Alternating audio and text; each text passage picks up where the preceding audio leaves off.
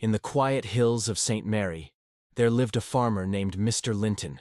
His skin was leathered by the sun, his palms hard from decades of holding the machete. Every morning, before the cock crowed, he was already in his field, whispering words to his yam vines and banana trees. The villagers said he had a gift. He could reason with the land. And truly, it seemed so. When drought touched other farms, his soil still bore green. When pests spread, his callaloo still rose strong. But farming in Jamaica was never an easy road. The price of fertilizer rose, thieves sometimes raided the fields at night, and the weather grew more unpredictable with each passing year.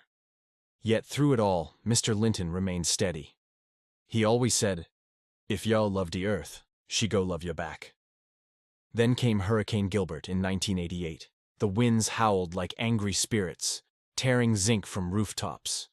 The rivers swelled, rushing through the valleys with fury. By morning, Mr. Linton's thriving yam hills were flattened. Banana trees that once stood tall and proud now lay scattered like broken soldiers. The air carried the heavy smell of rotting fruit and despair. For the first time in years, the old farmer sat on the edge of his field and wept. His neighbors wept too. Some cursed the land, some cursed God. Many gave up, packing their bags for Kingston, hoping city life might be kinder. But not Mr. Linton. He wiped his tears and rose. Standing in the middle of his ruined field, he spoke softly. "Earth, me nah leave ya. You bring me through before, you will bring me through again." And with that, he began again. The work was slow, backbreaking. Day after day, he cleared broken branches, dug fresh yam mounds, and replanted seed by seed. When the sun scorched his back, he kept going. When rain lashed against him, he kept digging. The villagers shook their heads. Some whispered that he was mad, wasting time on land that was cursed. But every morning he returned, speaking to the soil, patting the leaves, whispering like a father coaxing his children to grow. Months passed. Shoots of green began to push through the soil. Then more, then more. Within 2 years, Mr. Linton's fields were alive again. Yams as thick as a man's arm, bananas bending low with fruit. When he loaded his truck for Coronation Market, buyers came running, shouting over one another to get a bundle. "Linton yam sweet man," they'd say. His produce was not just food, it was proof of resilience. And when young men in the village asked him how he managed, he would smile, showing the gap in his teeth and say, "Me never see hurricane as the end.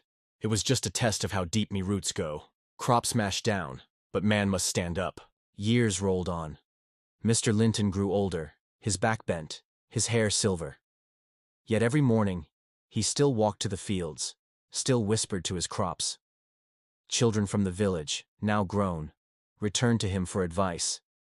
Some had studied abroad, some had jobs in Kingston, but they came back saying, "Teach me, Farmer Linton, teach me how fee here to land breathe." And he would. Patiently he showed them how to dig a yam hill, how to trim a banana sucker, how to listen to the sound of rain on leaves and know if the soil was ready. When Mr. Linton eventually passed, the village buried him beneath a great mango tree. On his gravestone, the villagers carved his favorite saying, "Crop smashed down, but man must stand up." And to this day, whenever storms come and the earth seems cruel, farmers in St. Mary still repeat his words as a prayer, a reminder that resilience grows strongest where the soil has been broken.